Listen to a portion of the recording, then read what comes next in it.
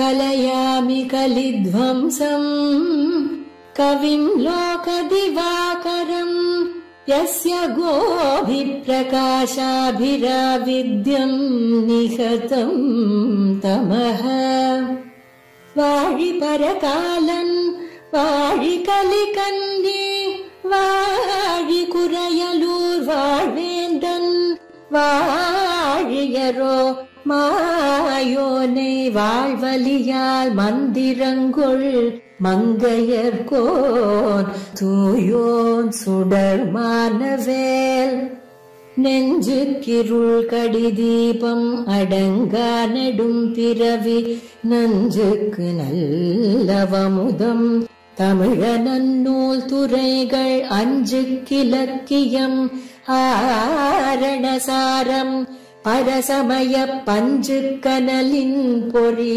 பரகாலன் பனுவல்களே எங்கள் கதியே இராமானுசமுனியே சங்கை கெடுத்தாண்ட தவராசா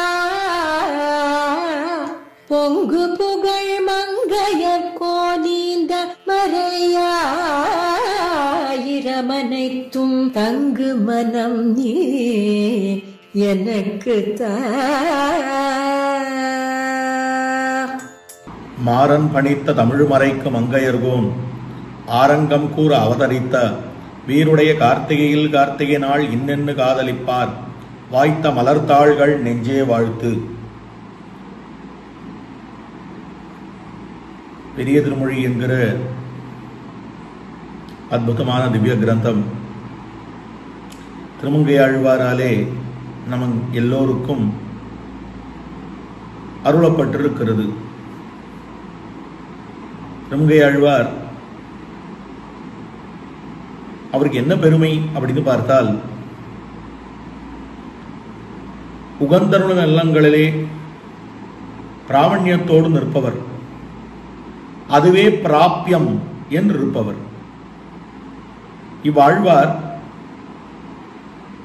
அவர் இல்லை எனில் நமக்கு எவ்வளவு திவ்ய தேசங்கள் இல்லை. அப்படியானால் அந்த ஆழ்வார் என்ன பண்ணுகிறார் அப்படின்னால், விபவாவதாரத்திலும் ஈடுபட்டு பல பாசுரங்களை பாடியிருக்கிறார். இவருக்கு என்ன பெருமை இந்த விஷயத்தில் அப்படின்னால், தமிழ் இலக்கியங்கள்ல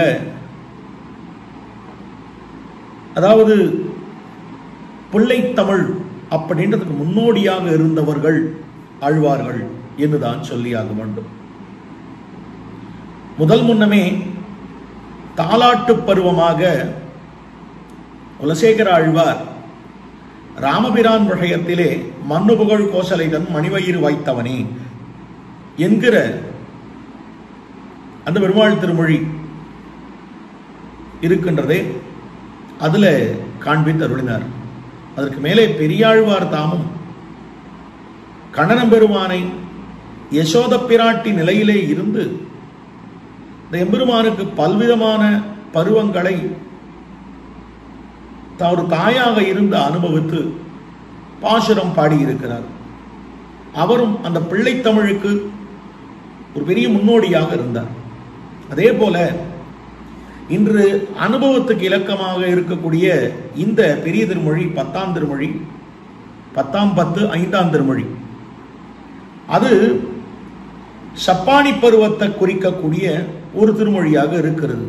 பொங்கோதை ஆய்ச்சி கடவண்ணை புக்குண்ண என்கிற பாசுரம் தொடக்கம். இதில் பார்ப்போம்னால் இந்த பிள்ளைத்தமிழ் அப்படின்னு சொல்லுகிற போது ஓரொரு பருவத்துக்கு ஓரொரு விஷயம் காட்டப்படுகிறது. அதாவது 10 பருவங்கள் காட்டப்படுகின்றன பிள்ளைத்தமிழ்ல. அதாவது முதல் 2 மாதங்கள் 2 திங்கள்கள் இந்த குழந்தையானது இன்னும் பெருசா ஆத்த விட்டு வெளியே வராது. அதனால பிள்ளைத்தமிழ் இலக்கியத்தில் இருக்கக்கூடிய முதல் பருவம் எது அப்படின்னு சொன்னால் காப்பு பருவம் அப்படின்னு பேரு. அதுக்கு இந்த காப்பு பருவத்தில் என்ன விஷயம் காட்டப்படுகிறது அப்படின்னால், அந்த குழந்தைக்கு பகவான் எல்லாரையும் அந்த குழந்தையை காக்கணும் என்று காப்பு காட்டும்படியான செயல்கள் அந்த குழந்தைக்கு அமைந்திருக்கும். 5ஆம் மாசம் 5ஆம் திங்கள்னு பேரு, அது பேரு செங்கீரை பருவம் அப்படின்னு பேரு. அதாவது குழந்தை கீர் அப்படின்னா கீச் கீச்சுன்னு கட்டுறது இல்லையா, அந்த கீச் கீச்சுன்னு கத்தர அந்த கீர் என்கிறதுக்கு சொல் அப்படின்னு பொருள். இந்த குழந்தை இனிமையாக மழலை சொல்லிலே ஓசை எழுப்பும் பருவம் அது.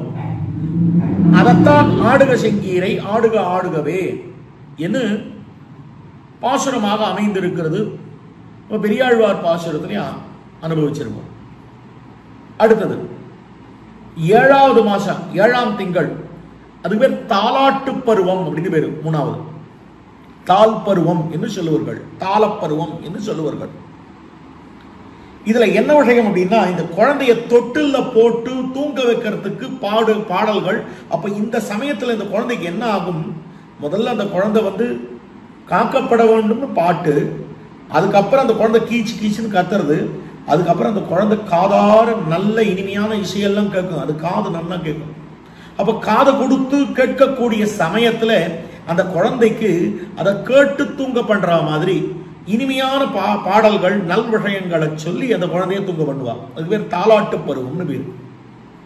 இதுக்கு அப்புறம் இருக்கக்கூடிய 9ஆம் திங்கள் 9 மாசத்துல அது பேர் சப்பானி பருவம்னு பேரு. அப்பதான் அந்த குழந்தை தலை நிற்கும், நின்று எழுந்து உட்கார்றதுக்கு முயற்சி பண்ணி கையெல்லாம் தட்டும். இப்போ இது அடுத்த ஸ்டேஜ் ஆஃப் டெவலப்மெண்ட் ஆங்கிலத்தில் சொல்லணும்னா இது பேர் சப்பானி பருவம் அப்படின்னு பேரு. இந்த சப்பானி பருவத்தை தான் இங்க அனுபவிக்கிறார். சப்பானி கொட்டாயினா இந்த கையை எடுத்து தட்டக்கூடிய கையை கொட்டுதல், இது பேர் தான் சப்பானி பருவம். இந்த குழந்தை இப்படி தட்டுறது இல்லையா, ஏதாவது ஒன்றதை பார்த்தா அது பேர் சப்பானி பருவம்னு பேரு.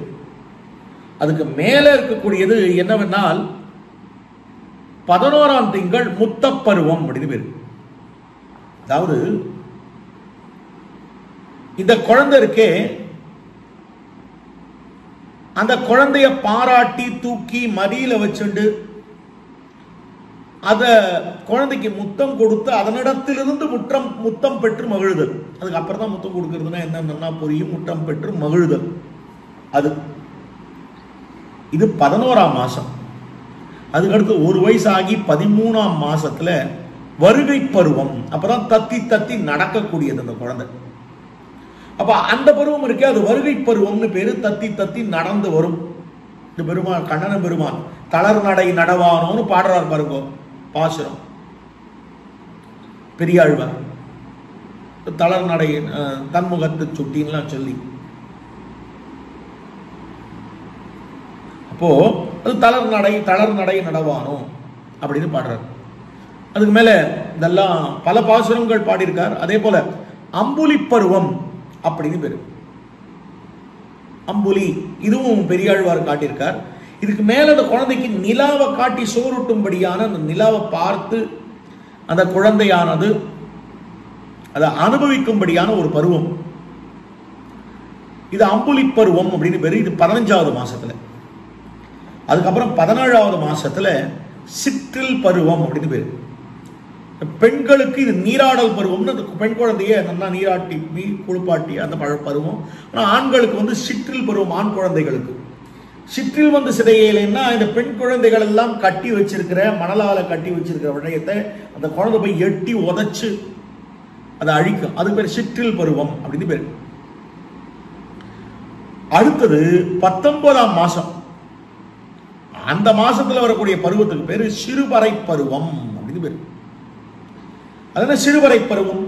நம்ம இந்த காலத்துல வந்து டுமுன்னு அடிக்கிறதுக்கு இந்த கிளுகிழுப்பை எல்லாம் வாங்கி கொடுக்குற மாதிரி ஒலி எழுப்பி தானே ஒலி எழுப்பி அந்த ஒலியானது, அந்த பறையின் ஒலியானது குழந்தைக்கு ஒரு ஈர்ப்பை ஏற்படுத்தி அது பிடிச்சிட்டு விளையாடும். அது சிறுவரை பருவம். 10வது மாசத்துல இந்த ராட்டில் ஆங்கிலம் சொல்றோம், அதுதான் சிறுவரை பருவம். 9வது மாசத்துல நல்லா அந்த ராட்டில் வச்சுட்டு விளையாடிட்டு கையை பிடிச்சு ஆடிட்டு எல்லாம் பண்ணிட்டு இருக்கும். அடுத்தது 10வது பருவம் இருக்கு பாருங்க, 10வது பருவமானது 21வது மாசம். அது பேர் சிறுதேர் பருவம் அப்படின்னு பேர்.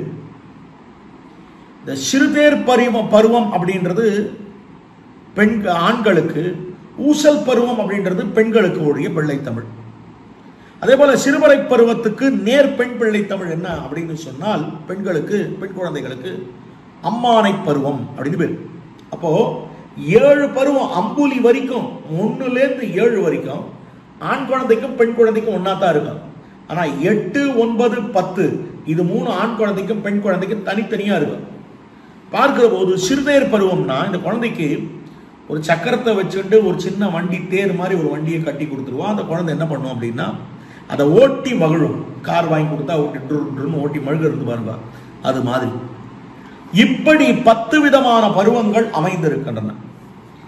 இதுல பாசுரங்கள் முதல்ல இதுக்கு முன்னோடியா இருந்தவர், முதல்ல தொடங்கினது தாலாட்டுல தொடங்கினவர் மன்னுபுகழ் கோசலைதன் அப்படின்னு தொடங்கி வச்சவர் குலசேகர ஆழ்வார். அதுக்கப்புறம் பெரியாழ்வார் தானும் அவரும் பண்றார்.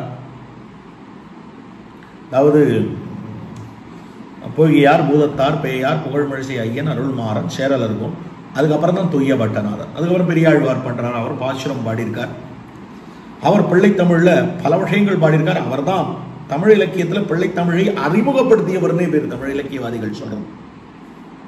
அதுக்கு மேல திருமங்கையாழ்வார் தானும் பல பாசுரங்கள் பாடுறார். அதுல இந்த சப்பானி பருவத்துல பாடப்படக்கூடிய இந்த பாசுரம், இந்த பாசுரங்கள், இந்த 10 பாசுரங்களையும் அனுபவிக்க இருக்கிறோம். பூங்கோதை ஆய்ச்சி கடைவெண்ணை புக்குண்ண ஆங்கவள் ஆர்த்து புடைக்க புடையுண்டு ஏங்கி இருந்து சினுங்கி விளையாடும் ஓங்கோத வண்ணனே சப்பாணி ஒளிமணி வண்ணனே சப்பாணி. இது பாசுரம். அதாவது பூங்கோதை ஆய்ச்சி, பெண் பிள்ளைகள், அந்த ஆய்ச்சியான யசோத பிராட்டி எப்படி இருக்காள்னா மாலையாலே அலங்கரிக்கப்பட்டவளாக எழுந்துள்ள இருக்கிறாள். கோதை, கோதைனா மயிர் முடியை பூக்களாலே அலங்கரிக்கப்பட்ட கேசத்தை உடைய யசோத பிராட்டி கடைவெண்ணை புக்குண்ண அவள் ஆங்கு ஆர்த்து புடைக்க புடையுண்டு. அதாவது சீரார் தயிர் கடைந்து வெண்ணெய் திரண்டதனைன்ற மாதிரி அவள் என்ன பண்ணுகிறாள் அப்படின்னா தயிரை கடைந்து இருக்கிறாள். தயிர் கடைஞ்சு வச்சிருக்காள். தயிரை கடைந்து வைத்திருக்கிறாள். வெண்ணெயை, வெண்ணெய் புக்கு, வெண்ணெயை புக்குண்ண அவள் அப்படி கடைஞ்சு வச்சதும் அது புகுந்து, அந்த எம்பெருமான் அதை புகுந்து அமுது செய்தான். அவள் அந்த சமயத்துல யசோத பிராட்டி என்ன பண்றா, அங்க இருக்கக்கூடிய ஒரு தாம்பு கயிறை அங்கு ஆர்த்து, அங்க இருக்கக்கூடிய தாம்பு கயிறாலே கண்ணன் பெருமானை கட்டி விடுகிறாள். உடையுண்டு அடிக்க, அதுக்கப்புறம் கட்டிட்டு அடிக்கிறாள் அந்த குழந்தைய, கண்ணன் பெருமான. அதுக்கப்புறம் ஏங்கி இருந்து சிணுங்கி விளையாடும். ஏங்கின்னு இருக்கான், அழுது ஓன்னு அழறான். அழுது அதுக்கப்புறம் ஏங்கி, அதுக்கப்புறம் சிணுங்கி, அதுக்கப்புறம் விளையாடும். முதல் தரம் அடிக்கிறச்சேத்தான் அந்த குழந்தைக்கு பயம் வரும். அதுக்கப்புறம் அது பழகி போய் அப்புறம் சிணுங்கும், அதுக்கப்புறம் விளையாட ஆரம்பிச்சிடும். அதுபோல கண்ணன் பெருமான் என்ன பண்ணுகிறான் அப்படின்னால், இந்த மாலையாலே அலங்கரிக்கப்பட்டிருக்கக்கூடிய மயிரை உடைய அந்த யசோத பிராட்டியானவள் அவள் கடைகிற வெண்ணையை பார்த்து எடுத்து திருடி தின்கிறான். அவள் முடி எப்படி இருக்கக்கூடியதுன்னா வாச நறுங்குழல் ஆய்ச்சி என்றதுனால அதை காட்டுகிறார் போல இங்க அமைந்திருக்கிறது. பூங்கோதை அப்படின்ற விஷயத்துல காட்டுகிறாள். கடை வெண்ணெய் புக்குண்ண, கடைந்து திரண்டு இருக்கக்கூடிய அந்த வெண்ணையை நன்கு உண்டான். பிரதம பரிபவமாகையாலே முந்துரை ஏங்கி, முதல் தரம் பரிபவப்படுறான், அதனால ஏங்கினான் பெருமன். ஆனா அதுக்கு மேல என்ன ஆயிடுத்து அப்படின்னா, சரி பார்த்துப்போம் அப்படின்னு சொல்லி இந்த எம்பெருமானுக்கு விளையாட ஆரம்பிச்சுட்டான் அப்படின்னு காட்டப்படுறது. ஒளி அந்த எம்பெருமான் இப்படி பண்ணி இருக்கிற போது மணி போல் ஒளி கொண்டு இருக்கக்கூடிய அந்த எம்பெருமான் அவன் சப்பாணி. அந்த வடிவை காட்டி வாழ்வித்ததுவே என்றிக்கே சப்பாணி கொட்டி வாழ்விக்க ஓடும் பெருமானே. பெண் பிள்ளைய கட்டி அந்த சிறு குழந்தையாக இந்த ஒளிமணி வண்ணனாக இருக்கக்கூடிய வடிவை காட்டினா போராது, நீ கை தட்டி சப்பாணி கொட்டி என்னை வாழ்விக்க வேணும்னு ஆழ்வார் கேட்கிறார். திருமங்கை ஆழ்வார் ஆகிற ஆழ்வார் தாயின் நிலையிலே கேட்கக்கூடிய பாசுரம் அது. இதுக்கு அடுத்த பாசுரம்,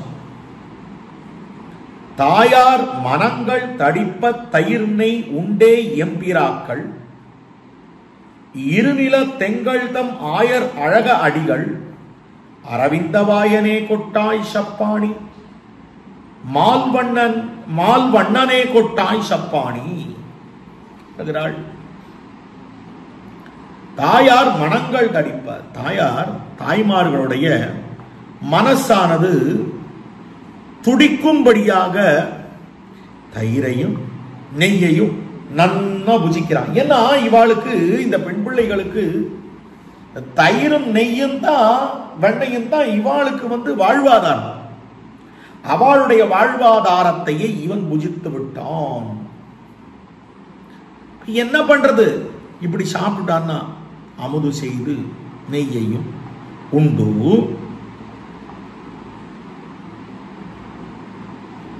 அடுத்தது, இது நமக்கு, இது எனக்கான வெண்ணெய், வைகலும் வெண்ணெய் கை கலந்துண்டான்னு நன்னா சாப்பிட்டான். இது எந்து எந்து எந்துன்னு சாப்பிட்டான். இப்படி சாப்பிட்ட எம்பெருமானே, இந்த பரப்புடைய இந்த நிலத்திலே எங்கள் தம் ஆயர் அழக அரவிந்தம், எங்களுடைய இடைச்சாதியிலேயே அழகான ஒரு தன்ன கண்ணா நீதான். அவ்வளவு அழகா இருக்கக்கூடியவன்.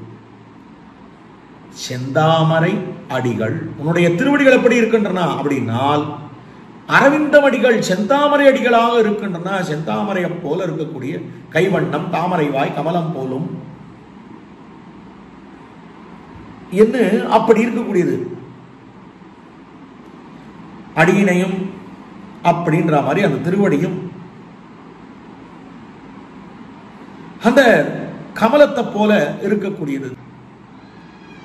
அப்படி இருக்கக்கூடிய செந்தாமரையை போல இருக்கக்கூடிய அந்த திருவடிகள், அடிகள், அந்த திருவடிகளை வாயனே,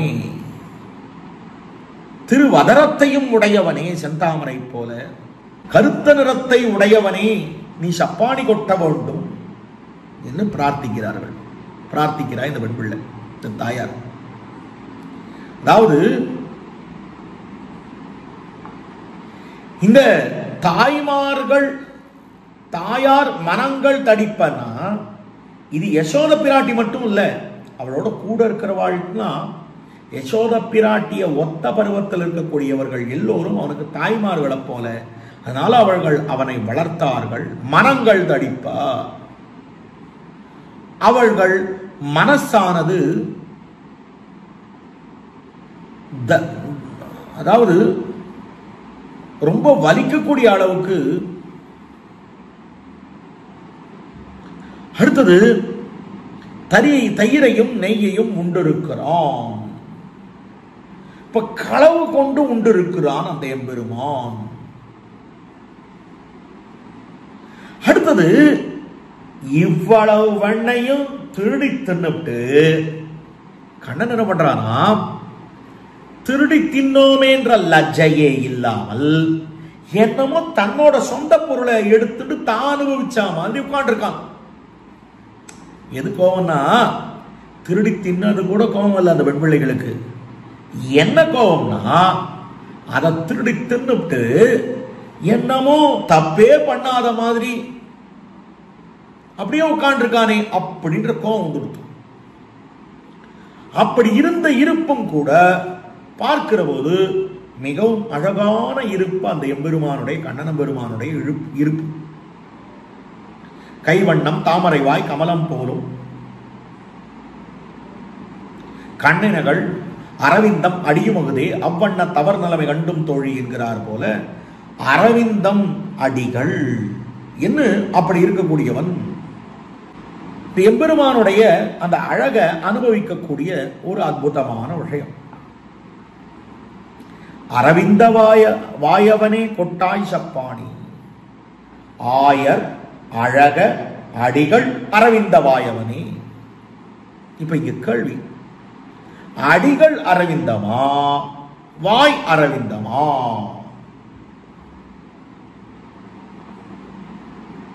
இப்ப இங்க கேள்வி என்னன்னா, அடிகள் அரவிந்தமா வாய் அரவிந்தமா அப்படின்னு கேள்வி. இப்ப இங்க என்ன இருக்கு அப்படின்னு பார்த்தால், அரவிந்தவாயனே ஆயர் அழக அடிகள் அரவிந்தவாயனே அப்படின்னு காட்டுற. இப்ப எது அரவிந்தம் அப்படின்னா நமக்கு என்ன தோணும்னால் அவனுடைய வாய் தான் அரவிந்தம் அப்படின்னு சொல்றார். கமலம் போல இருக்கக்கூடியது. ஆனா இவரே சொல்லியிருக்கார், கைவண்ணம் தாமரை வாய் கமலம் போலும் கண்ணினையும் அரவிந்தம் அடியுமகுதே அப்படின்னு காட்டுறார். அதனால எல்லாமே அந்த எம்பெருமானுக்கு தாமரையை போல இருக்கக்கூடியது. அப்போ அடிகள் அரவிந்தமாயவனே அப்படின்னு ஒரு அர்த்தமும் இருக்கு. இன்னொரு அர்த்தம் அடிகள் அரவிந்தவாயவனே. முதல்ல அடிகள் அரவிந்தவாயவனேன்னு ஒரு அன்வயம். இன்னொரு அன்வயம் அடிகள் அரவிந்த மாயவனேன்னு ஒரு அன்வயம். அப்போ அடிகள் அரவிந்தம் ஆயவனே இது ஒரு அர்த்தம், அடிகள் அரவிந்த வாயவனே இது ஒரு அர்த்தம். அப்ப திருவடிகளும் தாமரையை போல இருக்கு, அவனுடைய திருவதனமும் தாமரையை போல இருக்கிறது என்ன ஒரு அர்த்தம் பண்ணிக்கணும். இல்லைன்னா அவனுடைய திருவடிகள் தாமரையை போல இருக்கிறது என்ன அர்த்தம் பண்ணிக்கணும். இப்ப இன்னொரு விஷயம் இதுல அழகவாயன் அப்படின்னு காட்டுறார், ஆனா எம்பிராக்கள் அப்படின்னு சொல்றாரு. இப்ப எம்பிராக்கள்ன்றது பன்மையில் இருக்கு, அழகவாயன்றது ஒருமையில் இருக்கு. ஆனா இவனுக்கு மரியாதை பன்மையில எம்பிராக்கள்னு சொன்னா அழகவாயன்ல அன்புகிதி இருக்கக்கூடாது. ஏகவசனம் எதுக்காக? எப்படின்னா ஆழ்வார் இது எங்கே கடன் வாங்கினார்னா, ஆழ்வார் எப்படி பத்துடை அடியவர் கெளியவன் அரும் பெறல் அடிகள் அப்படின்னு சொல்றாரோ அதுபோல இவரும் பன்மையில பிரயோகப்படுத்துறார் என்று காட்டி மால்வண்ணனே என்று காட்டி இருக்கக்கூடிய விஷயம். மூணாவது பாஷா தாமோர் உருட்டி தயிர்னை விழுங்கிட்டு தாமோ தவழ்வர் என்ன ஆய்ச்சியர் தாம்பினால் தாமோதர கையால் ஆரத் தழும்பிருந்த தாமோதரா கொட்டாய் சப்பாணி தாமரை கண்ணனே சப்பாணி. இது பாசுரம், மூணாம் பாசுரம். இதுல இந்த எம்பெருமான் தாம் மோர் உருட்டி விட்டு, பெருமான் என்ன பண்ணான்? சீரார் தயிர் கடைந்து வெண்ண திரண்டனை வேறார் முதல் மடவாள் வேறோர் கலத்திட்டு நாரார் உரியேற்றி நன்கு அமைய வைத்ததனை என்ன பண்ணான்? ஓராதவன் போல் உறங்கி அறிவித்து ஆறாத வெண்ணெய் விழுங்கி அருகிருந்த மோராறு குடம் உருட்டி முன்கிடந்த தானத்தே அப்படின்னு சொல்லப்படுறது. பெருமான் என்ன பண்ணானால் தாம் மோர உருட்டி விட்டான், அதுக்கு அப்புறம் தன்னை தயிரையும் வெண்ணையும் விழுங்கினான் அப்படின்னு சொல்லப்படுறது. விழுங்கி அதுக்கப்புறம் தாமும் அந்த எம்பெருமான் என்ன பண்றான்னா, நானா இதெல்லாம் பண்ணேன் அப்படின்ற மாதிரி ஒன்னும் தெரியாதவனை போல தவழ்ந்து வருகிறான். தாமோ தவழ்வர் என்று சொல்லிக்கொண்டு அப்படி சொல்லிட்டு ஆய்ச்சியர் இடைச்சிகள் என்ன பண்றா, தாம்பினால் அந்த எம்பெருமான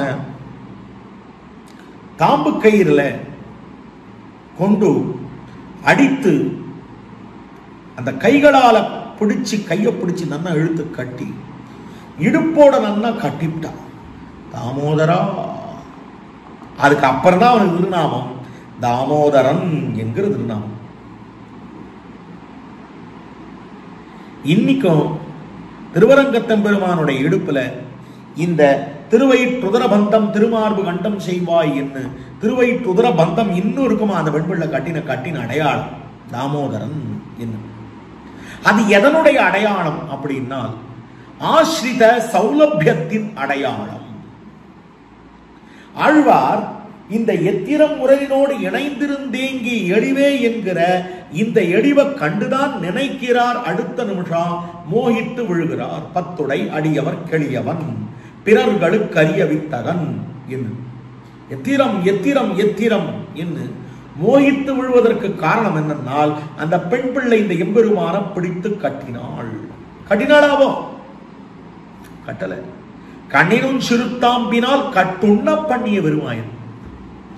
கட்டுண்ட பெருமாயன் அல்ல, கட்டுண்ண பண்ணிய. இந்த பெண் பிள்ளை கட்டின கட்டுக்கு கட்டுண்டு கிடந்தான். ஏன்னா அவோ மிகுதியான மாத்ருவாத்சல்யத்தோடைய பாசத்தோட அந்த பெருமான பிடிச்சு கட்டுறா.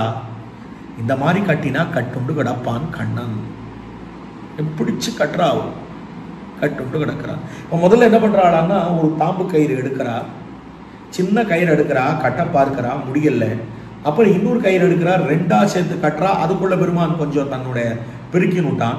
இப்படி 10-15 கயிறை பிடிச்சு கட்டி குட்டி குட்டியா இருக்கிற கயிறை கட்டி கட்டி கட்டி இவன் கட்ட கட்ட கட்ட உடம்பு பெருத்துட்டே போறான் திருமேனி. என்ன ஆறுது அங்க அப்படின்னா இந்த பெண் பிள்ளை அடுத்த நிமிஷம் இந்த யசோத பிராட்டி கண்ணனை கை கூப்புறா. கண்ணா உன்னை பிடிச்சு கட்டணும், கட்ட முடியலையேன்னு அழறா. உடனே அவளுடைய அழுக தாங்காமல் கண்ணன பெருமான் என்ன பண்ணுகிறான், தன்னுடைய திருமேனியை குறுக்கிக் கொள்கிறான். அந்த குறுக்கிக் கொள்ளுகிற போது அந்த திருமேனியானது இழைத்து விடுகிறது. எந்த அளவுக்கு அழைச்சதுன்னா முதல்ல சின்னதா ஒரு கயிறு எடுத்தாலும் அந்த தாம்பு கயிறே 10 சுத்து வந்துதான். அப்படி இழைத்திருக்கிறான் அந்த பெருமான். பிடிச்சு கட்டிவிட்டான். அதான் எத்திரம் உரலினோடு இணைந்திருந்தேங்கி எழிவே.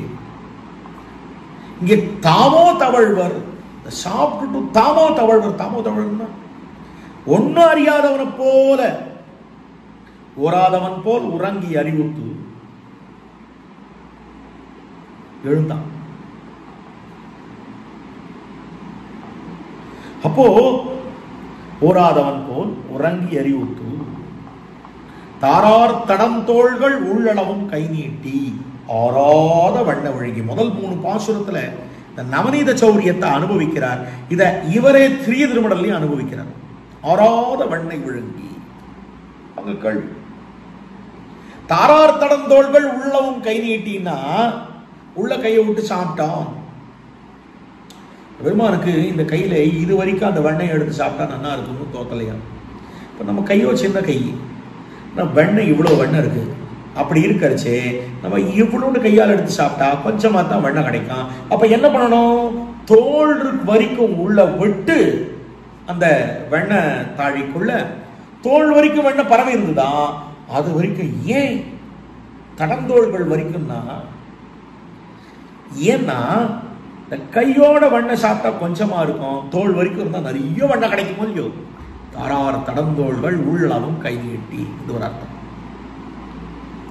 இன்னொரு அர்த்தம் என்னன்னா, தாரார் தடந்தோள்கள் தன் திருமேனி உள்ள அயில் உள்ள வரைக்கும் அந்த மோர் அந்த தயிர் பாத்திரத்துக்குள்ள கையை விட்டுட்டு சாப்பிடணும் அப்படின்னு ஆசை. அருகிருந்த மோரார் குடமுருட்டி. இங்க எப்படி இவன் மோர் உருட்டின்னு காட்டுறாரோ அதே போல அங்கேயும் மோரார் குடமுருட்டி. இப்ப என்னத்துக்கு மோரை உருட்டான்?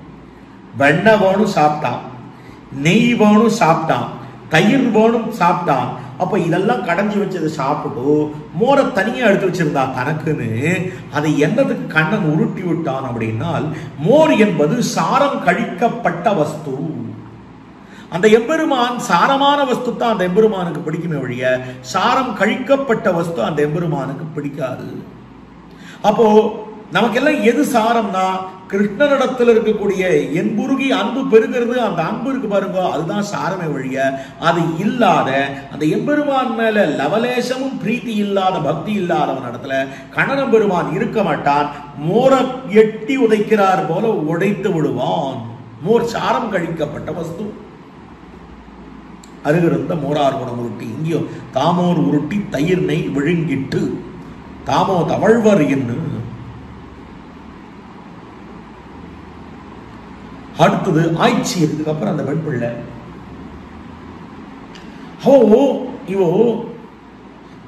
இந்த பிள்ளைய படுக்க விட்டுட்டும் ஆத்துக்கு வெளியில போயிட்டு ஆத்துக்கு வரதுக்குள்ள நம்ம என்ன நடக்கும் எப்பவும் அப்படின்னா, குழந்தைய 5 நிமிஷம் தூங்குறது அப்படின்னு நினைச்சுட்டு எல்லாரும் இந்த கதவை லாக் பண்ணிட்டு, சரி குழந்தை தூங்குறது தூங்கட்டும், அதுக்குள்ள பக்கத்தாத்துக்கு போயிட்டு வந்துடுவோம், இல்லை பக்கத்துல கடைக்கு போயிட்டு வந்துடுவோம், போயிட்டு திரும்பி வரத்துக்குள்ள அடுத்த நிமிஷம் அந்த தாயார் தலையே சுத்தி போடும். ஐயோ தூங்கிட்டு நினைச்சுட்டு தான் இந்த பையன் இப்படி பண்ணி வச்சிருக்கே அப்படின்னு. அது போலத்தான் கண்ணன் தூங்கிட்டு இருக்கான்னு நினைச்சு போயிட்டு வந்தவளுக்கு பார்த்தா ஒரே அதிர்ச்சி. ஆத்துல மோர் பாட்டுக்கு உருண்டு ஓடுறது, என்ன பண்றதுன்னு தெரியல. போனவோ திரும்பி வந்தா, போயிட்டு வந்தா மோரார் குடமுருட்டி முன்கிடந்த தானத்தை வாராத்தான் வைத்தது காணாள்.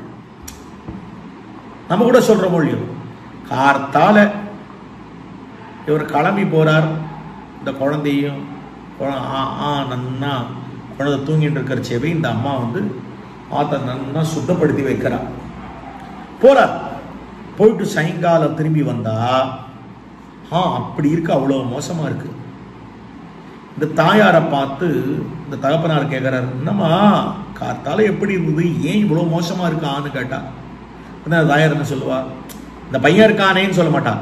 நம்ம மாட்டில் ஒரு பெரியவர் இருக்கார் பாருங்க, அவர் பண்ண கைங்கரியம் தான் எல்லாம். அது போலத்தான் இவோ வெளியில போயிட்டு உள்ள வந்து பார்த்த உடனே வயிறடித்திங்கு ஆறார் புகுதுவார் ஐயர் இவர் அல்ல. போய் பார்க்கா. இதுக்கு யார் காரணம்? பூனை தட்டி விட்டு மோர் குடம் வந்து உருண்டு ஓடி விட்டார் அப்படின்னு ஒரு சந்தேகம் வந்து. ஆனா இந்த வீட்டுல வேற யார் புக போகிறார்கள்? இந்த பெரியவர் ஐயர், இந்த பெரியவர் தான் இதெல்லாம் பண்ணிருக்கணும்னு நினைக்கிறார். அப்போ என்ன நடக்கிறதாங்க? அப்போ இந்த பெரியவர் தான் இதெல்லாம் பண்ணிருக்கணும்னு நினைச்சு அடுத்த நிமிஷம் சரி, அப்போ சந்தேகம் இருந்தது. இந்த பிள்ளை பண்ணாம இருந்ததுன்னா அந்த பிள்ளை மேல எதுக்கு நம்ம பழிய போடுறது, நம்ம குழந்தை மேல அப்படின்னு இவள் என்ன பண்றா, இந்த மேல கட்டி வச்சிருக்கா பாருங்க, நாராரூர் ஏத்தி நன்கமைய வைத்ததனைன்னு. அத கட்டி வச்சிருக்கிற அந்த பாத்திரம் இருக்கு பாருங்க, அதை கீழே இறக்கி பார்த்த உடனே தான் உள்ள ஒண்ணுமே இல்லை. நம்ம குழந்தை இன்னும் தூங்கிட்டு இருக்கு அப்படியே. சரி, இந்த குழந்தைய சந்தேகப்படக்கூடாதுன்னு பார்த்தா, ஆனா கண்டுபிடிச்சுட்டா. என்ன கண்டுபிடிச்சுட்டா சொல்ற மொழி? இந்த காலத்துல திருடுபவன் தன்னையும் அறியாமல் ஏதோ ஒரு சாட்சியை, ஒரு எவிடன்ஸ் அங்க விட்டுட்டு போயிடுவான், ஆதாரத்தை விட்டு சென்று விடுவான். அதே போல கண்ணன் ஒரு ஆதாரத்தை விட்டுட்டு போயிட்டான். என்ன பண்ணான் அப்படின்னா, தாரார் தடம் தோள்கள் உள்ளவும் கை நீட்டின்னு தோல் வரைக்கும் போட்டானோ. இந்த பெண் பிள்ளை அந்த எம்பெருமானுக்கு இங்கெல்லாம் நன்னா சந்தனத்தை பூசி படுக்க வச்சிருந்தா அந்த குழந்தைய கண்ணனை. பெருமானுடைய திருமேனியில் இருக்கிற சந்தனம் இருக்கு பாருங்க, அது வெண்ணப்பானையினுடைய நுனியில ஒட்டின்னு இருந்தது. அதுக்கப்புறம் புரிஞ்சு கொடுத்து இதை பண்ணதெல்லாம் இந்த பிள்ளை தான். ஆறார் புகுதுவார் ஐயர் இவர் அல்ல. நீராம் இது செய்தீர் என்னோர் நெடுங்கையித்தார் என்கிறார் போலே இங்கே தாமோதர கையால் ஆர்க்க தழும்பிருந்த என்று அவனை பிடிச்சு கட்டிட்டா. இந்த பெண் பிள்ளைகள் கண்ணனம் பெருமான பிடிச்சு கட்டிவிட்டா.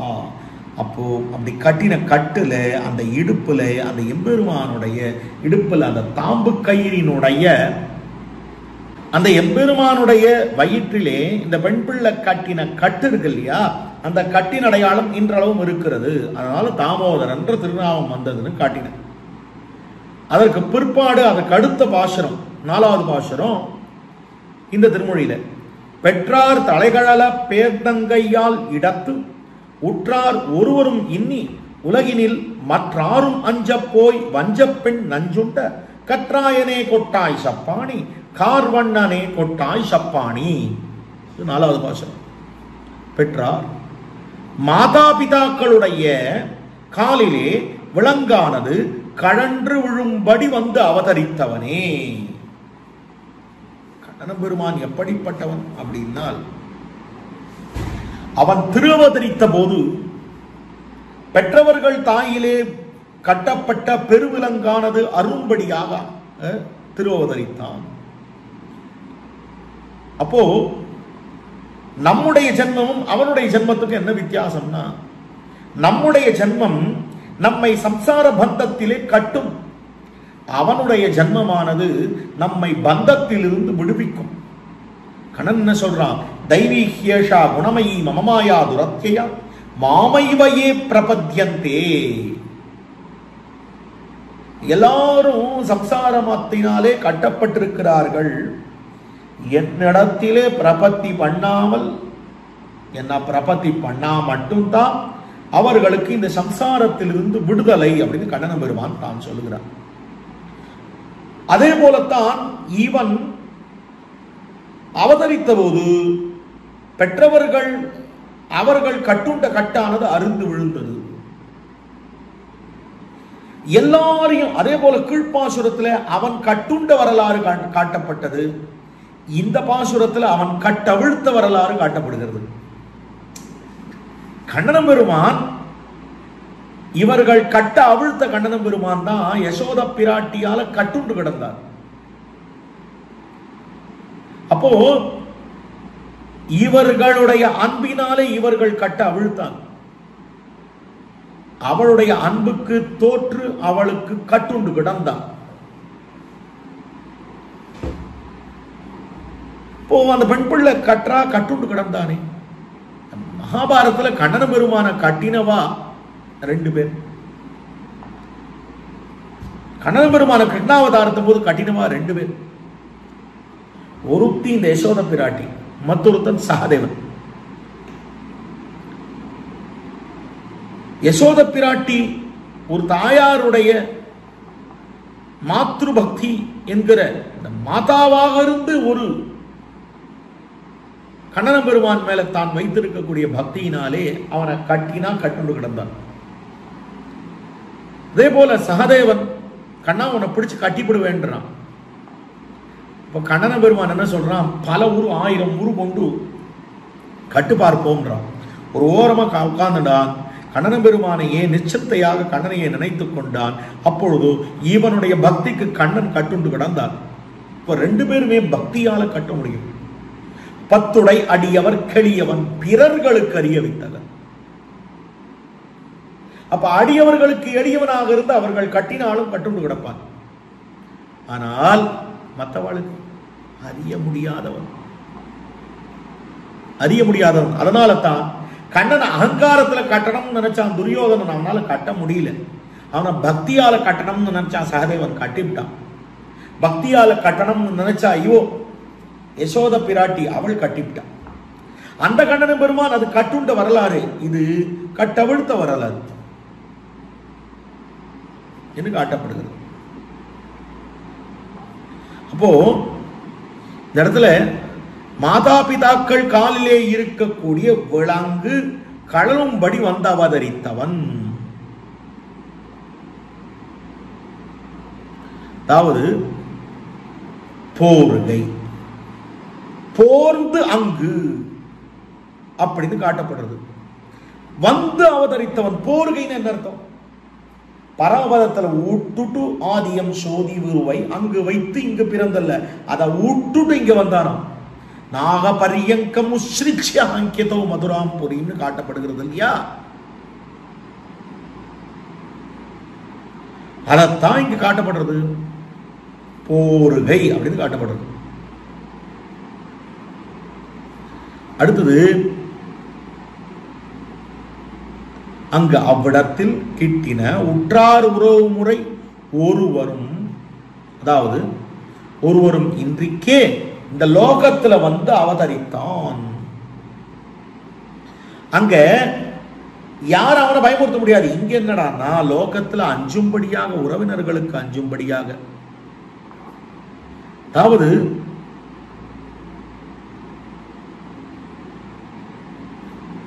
எல்லாரும் அஞ்சும்படியாக திருவாய்ப்பாடியிலே ஏற போய் வஞ்சனை செய்ய வந்த பூதனையினுடைய நஞ்சு அவள் முலையிலே தடவி வைத்திருந்த அந்த விழத்தை உண்ட நஞ்சுண்டான், பேச்சு முலை உண்டவிரான்.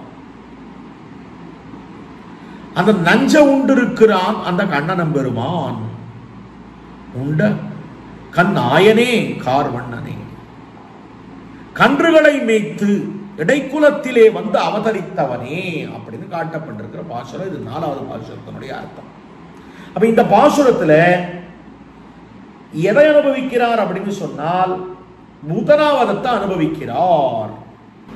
அடுத்த பாசுரம், சோத்தன நினைத்து தொழுவன் வரம் தர பேச்சு முலையுண்ட பிள்ளாய் பெரியன ஆய்ச்சியர் அப்பம் தருவர் அவர்க்காக சாற்றிவோர் 1000 சப்பாணி தடங்கைகளால் கொட்டாய் சப்பாணி.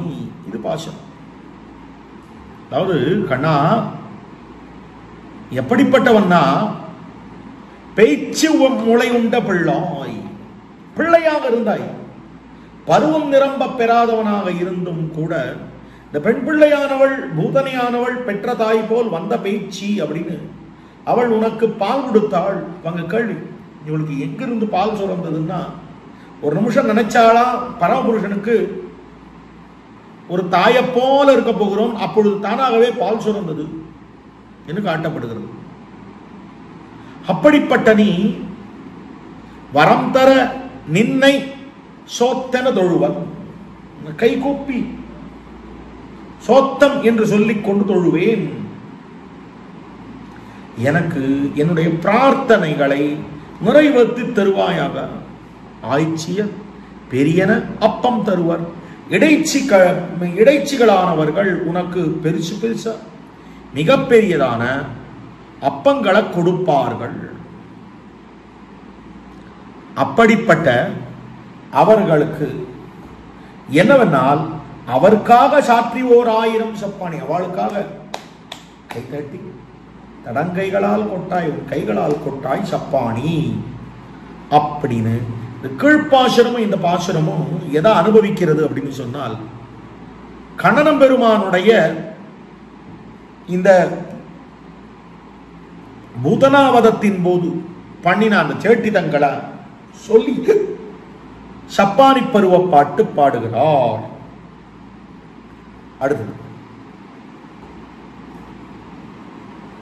அடுத்தது 6வது பாசுரம், கேவலம் அன்னு உன் வயிறு வைத்துக்கு நான் அவள் அப்பம் தருவன் கருவளை பூவலர் நீழ்முடி நந்தன் தன் போர் ஏரே கோவலனே கொட்டாய் சப்பானி குடமாடி கொட்டாய் சப்பானி. அதாவது பாசுரத்துல கருவளை பூவலர் நீழ்முடி, காகணம் பூ போன்ற நிறத்தை உடைய அந்த நீழ்முடி, பெரிய ராஜ்யத்துக்கு அதிபதியாக இருக்கக்கூடியவன் என்கிறத சூச்சிப்பிக்கிறார் போல இருக்கக்கூடிய திருவபிஷேகத்தை உடையவனாய் இருக்கிறவனே, நந்தகோபர் வளர்க்க வளர்ந்த போர் செருக்கின ஏரே போரேரே, செருக்கு கொண்டிருக்கக்கூடிய விஷபத்தை போல இருக்கக்கூடியவனே, கோவலனே, பசுமைப்பதற்காகவே பிறந்த எம் கண்ணனே, உன்னுடைய வயிறு கேவலம் அன்னு நான், உன்னுடைய வயிறு சாதாரணமானதன்று, கேவலம் அன்னு. அப்படிப்பட்ட அந்த வயிற்றுக்கு அவளையும் அது நிரம்பும்படியான அவளையும் அப்பத்தையும் கொடுப்பேன், தயவு செய்து சப்பானி கொன்றியா அப்படின்னு கேட்கிறான். ஓர் அப்பம் தந்தோம் அப்படின்னு, ஒரே ஒரு அப்பம் அப்படின்னு நீ சும்மா இருந்துடக்கூடாது. எப்படி கொடுப்பேன்னா உன் வயிறு நிறையும்படியாக. எப்படி ஆண்டாள் 100 தடாவில் வெண்ணெய் வாய் நேர்ந்து படாவி வைத்தேன், 100 தடா நிறைய அக்கார வடிச்சுன்னு சொன்னேன்னு சொன்னாலும், அதுபோல கண்ணன் வயிறு நிறைய இவர் அப்பத்தையும் அவளையும் தருவேன் அப்படின்னு சொல்றாரு. வயிறு ரொம்ப பெருசு, ஆனாலும் அது நிறையும்படியாக அப்பத்தையும் அவளையும் தருவேன் அப்படின்னு காட்டியிருக்கிற வழி. அதை சொல்லி சப்பானி அப்படின்னு சொல்றார். அடுத்தது 7வது பாசுரம். புள்ளினை வாய்பிளந்து பூங்குரந்தம் சாய்த்து துள்ளி விளையாடி தூங்குரி வெண்ணையை அள்ளிய கையால் அடியேன் முலை நெருடும் பிள்ளாய் பிரான் கொட்டாய் சப்பானி, பேமுலை உண்டானே சப்பானி. புள்ளின் வாய் கீண்டானை பொல்லா வரக்கனைன்னு சொல்றாரோ, அதற்கு அனுகுணமாக அந்த புல்லாக இருக்கக்கூடிய பகாசுரனுடைய வாயை கழித்தான், பகாசுர வதத்தை அனுபவிக்கிறார்.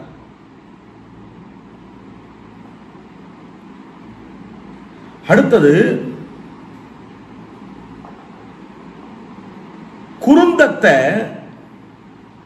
குருந்த மரத்தை புள்ளின் வாய் பிளந்து பூத்து கிடந்திருக்கக்கூடிய குருந்த மரத்தை வேரோடு சாய்க்கிறான் கண்ணன். அடுத்தது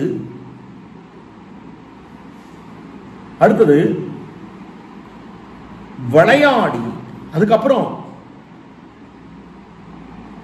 லீலாரசத்தை அனுபவித்து தூங்கு உரி, தொங்கி இருக்கக்கூடிய உரியில் சேமிக்க வைக்கப்பட்டிருந்த வெண்ணைய அள்ளி எடுத்து கைகளால அள்ளி ஆற அமுது செய்கிறான். அந்த திருக்கைகளால அடியேனுடைய பால் சுரக்கும்படியான அந்த முலையை வருடுகிறவனே, பிள்ளையே, இங்க தாயாராக இருந்து பாடக்கூடிய பாசுரம். அப்படிப்பட்டவனே, நீ சப்பானி கொட்ட வேண்டும் என்று பகாசுர வதத்தை புள்ளின் வாய் கண்டானை பொல்லாவரக்கனை கிள்ளி களைந்தானேன்னு ஆண்டாள் பாடுகிறார் போலே, புள்ளின் வாய் பிளந்து பூங்குரந்தம் சாய்த்து என்று பகாசுர வதத்தை இங்க அற்புதமாக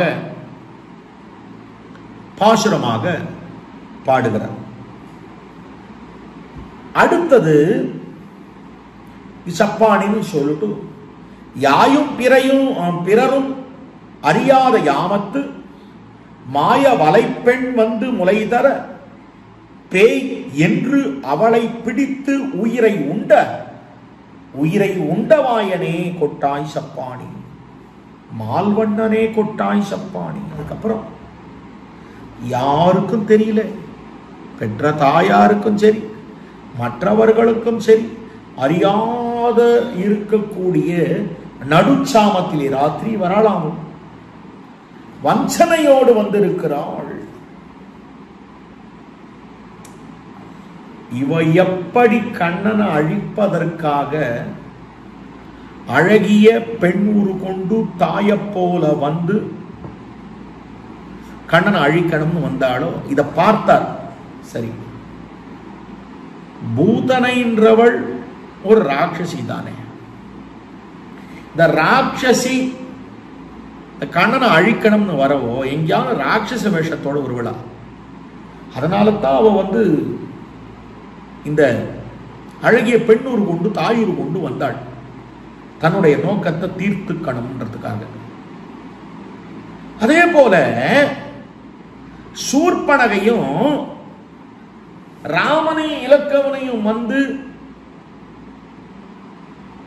அவள் தன்னுடைய ஒரு எண்ணத்தை முடிக்க வேணும்னு நினைச்சாள்னா எங்கிருந்து அவள் குரூரமான அந்த வேஷத்தோட வரப்போறா? அவளும் தன் அழகா மாத்திண்டுல வருவா அப்படின்னு நினைச்சார் கண்பர். அதனால்தான் பஞ்சி ஒளிர் விஞ்சு குளிர் பல்லவ மனுங்கான்னு அவள் அழகிய பெண் பிள்ளையாக வந்தாள்னு காட்டுறார்.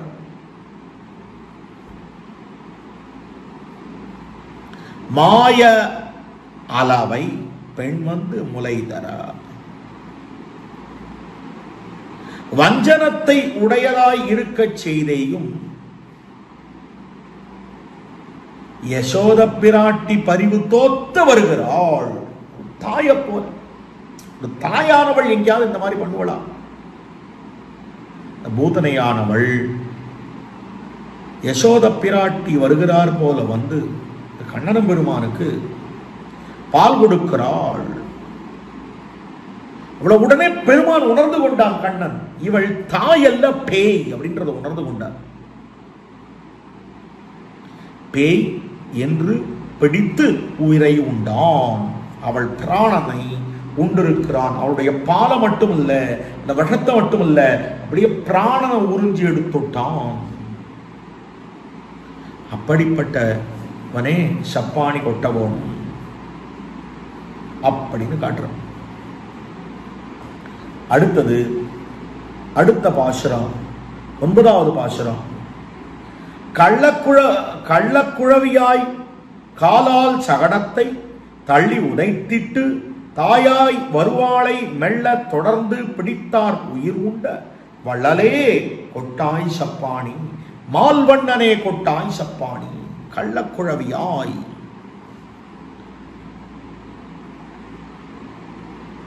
கிருத்திரிமம் செய்யும்படியாக அமைந்திருக்கக்கூடிய அந்த பிள்ளை பருவத்தை உடையவனாய் சகடத்தை கள்ளச்சகடம் கலக்கழிய காலோச்சி அசுரராட்சசர்கள் அவர்கள் ஆவேசித்து இருக்கக்கூடிய அந்த சகடத்தை காலால் திருவடிகளாலே தள்ளி உதைத்து தட்டி தாயாய் தாயின் வடிவை கொண்டு வருவாளை வந்து தேற்றின பூதனையை மெல்லத் தொடர்ந்து கிரமத்தினே கிட்ட கொண்டு பிடித்து அவள் மேல் விழுந்து பிடித்து அவள் உயிரை உண்டிருக்கிறான். அப்படிப்பட்டவன் வள்ளல்.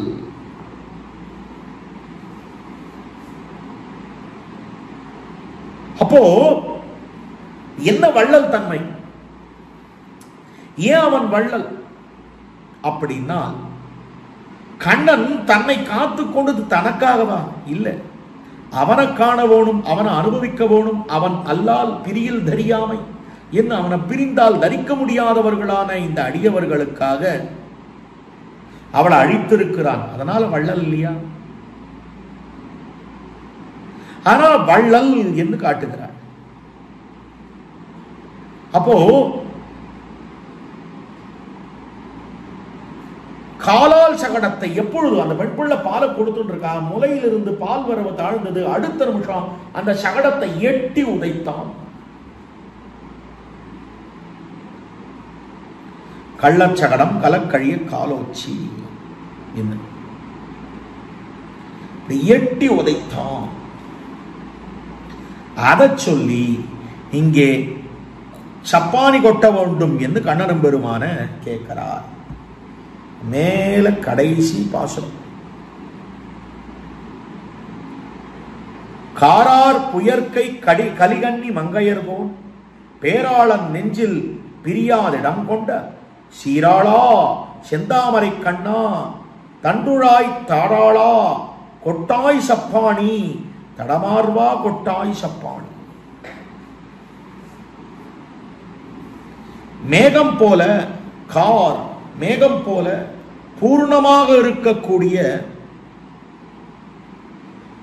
புயல் கொடான் என்ன திருக்கைகளை உடையராய் இருக்கக்கூடிய கொடுக்கக்கூடிய கைகளை உடையவராய் மங்கையர் திருமங்கையிலே இருக்கக்கூடிய கோன், அதற்கு நிர்வாகராக இருக்கக்கூடிய பேராளன், மகா யசஸ்வியான கலிகன்னியான ஆழ்வார் நெஞ்சில் பிரியாது, திருவுள்ளத்திலே சனகாலமும் பிரியாமல் நித்தியவாசம் பண்ணி இருக்கக்கூடிய சம்பத்தை உடையவனே. என்னதான் இங்க இருந்தாலும் இவர் அந்த கண்ணன பெருமான் குடிகொண்டிருப்பது எங்கிருந்து அப்படின்னு சொன்னால், இவரிடத்திலே வடவரையும் வைகுந்தமும் மதுள் துவராபதியும் இடவகைகள் இகழ்ந்திட்டு என்பால் இடவகை கொண்டனையே என்று இவர் பால் இடம் கொண்டிருக்கிறான். சீராளா சம்பத்தை உடையவனே, செந்தாமரை பூவை போலே கண்களை கொண்டிருக்கக்கூடியவனே, தன் துழாய் தாராளா குளிர்ந்த திருத்துழாய் மாலையை அணிந்திருக்கக்கூடியவனே, தடமார்பா விசாலமான திருமார்பை உடையவனே, சப்பாணி கொட்டவோனும். அதாவது எப்படி இருக்கக்கூடியவன்னா, மழை காலத்துல கழுத்தே கட்டளையாக நீர் பருகின காலமேகத்தை போல இருக்கக்கூடியவனே, மகா உதாரனாக இருக்கக்கூடியவனே, உதாரரா இருக்கக்கூடிய, அதாவது அப்படி இருக்கக்கூடிய இந்த புயலின் போது மழை எப்படி உதாரமாக பெய்யுமோ அப்படி இருக்கக்கூடிய திருமங்கையிலே உள்ள நிர்வாகரான பேராளன்.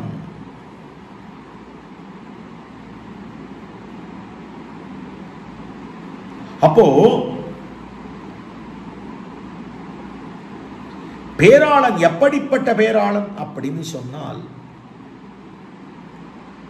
அதாவது கவிபாடப்பட்ட பிரீத்தி பிரகர்ஷத்தாலே தாமே தம்மை புகழ்ந்தார் போலே பேராளன் அப்படின்னு சொல்றார். எப்படிப்பட்ட கவிபாடி இருக்கிறோம் என்று சொல்லுமார் அமைக்கவல்லேற்குன்னு நம்மாழ்வார் தன்னை புகழ்ந்து கொள்கிறார் போல, யாவர் நிகர், அதுக்கு மேல யாவர் நிகர், தனக்கு யார் நிகர்னு புகழ்ந்து கொள்கிறார் போல இங்க இவர் பேராளன் என்று தன்னை சொல்லுகிறார். பேராளன் நெஞ்சில் பிரியாதிடம் கொண்ட சீராளா, இவருடைய திருவுள்ளத்தை விட்டு பிரியாமல் அங்கே நித்தியவாசம் பண்ணுகையால் உள்ள சம்பத்தை உடைய பிராட்டியை தனக்கு உடையனாக இருக்கக்கூடிய மேலே ஒன்றாயிற்று.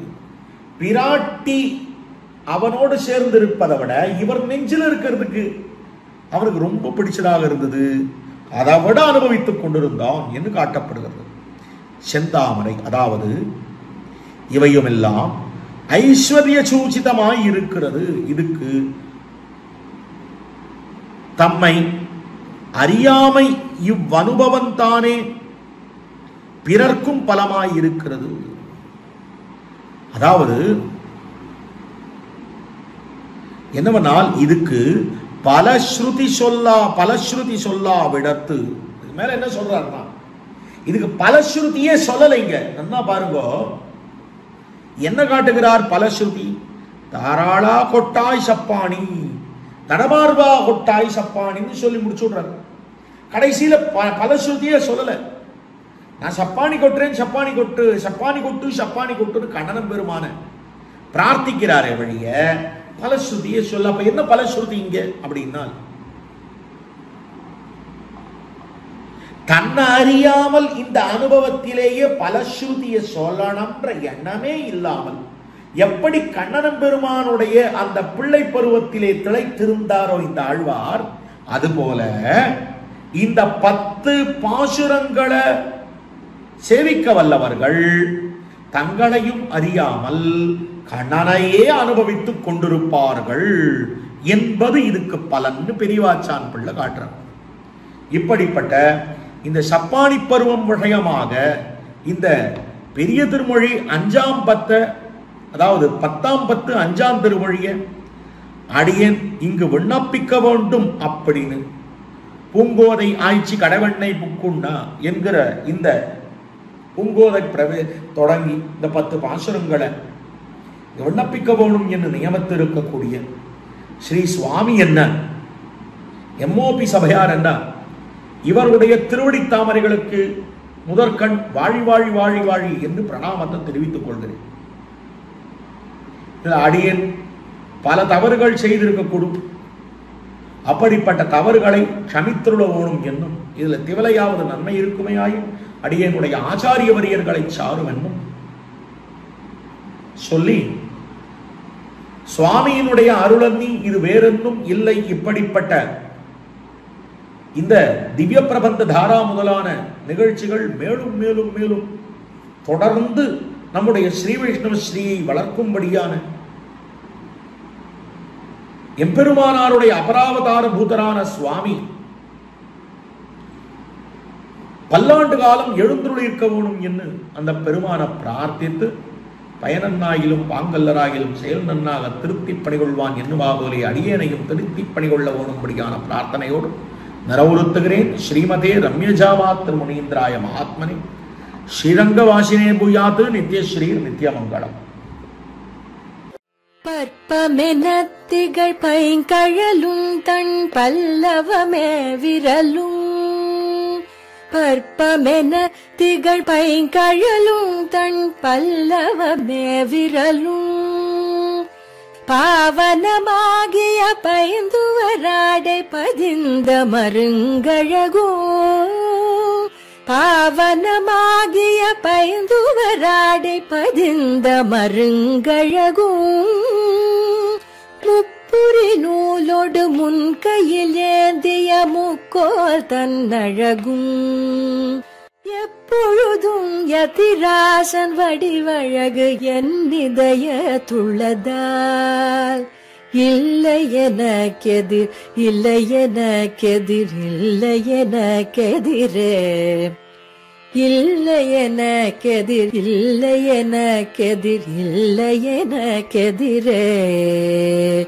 இல்லை எனக்கெதிரே இல்லை எனக்கெதிரே இல்லை எனக்கெதிரே.